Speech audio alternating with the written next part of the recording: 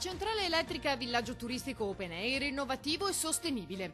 L'impianto di Porto Tolle cambierà completamente. Il progetto è stato presentato a Palazzo Balbi alla presenza del governatore Zaia e delle parti coinvolte.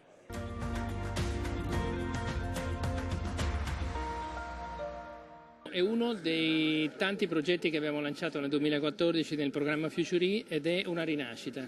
Noi avremmo potuto fare 23 funerali di siti produttivi ormai non più necessari e abbiamo detto facciamo 23 rinascite a vite diverse. Qui la rinascita è a vita turistica, è una proiezione completamente diversa dal nostro business, da soli non avremmo mai potuto pensarla, ma ci siamo arrivati con un grande esercizio di condivisione con il territorio, con le istituzioni, con imprenditori, con le università che ci hanno aiutato, ricordo il Politecnico di Milano e quella di Padova in questo caso, per trovare il progetto che convincesse tutti, non solo noi, ma tutto il territorio.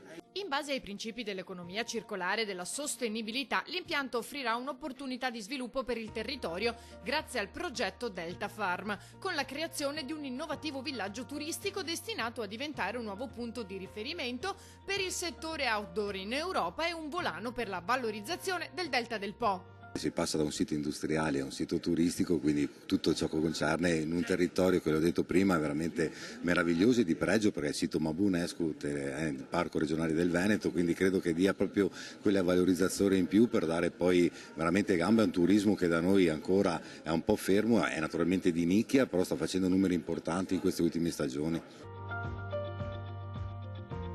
La soluzione individuata per dare nuova vita alla centrale di Porto Tolle è la dimostrazione concreta di come sia possibile creare valore attraverso progetti che mettano al centro la sostenibilità.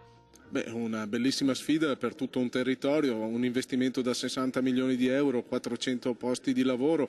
Pensate che questa nuova realizzazione turistica darà più posti di lavoro della centrale che c'era prima e soprattutto vuol dire valorizzare un territorio meraviglioso da un punto di vista naturalistico e ambientale. Penso che sia la vera sfida del futuro non solo di Porto Tolle ma di un'ampia parte del nostro delta.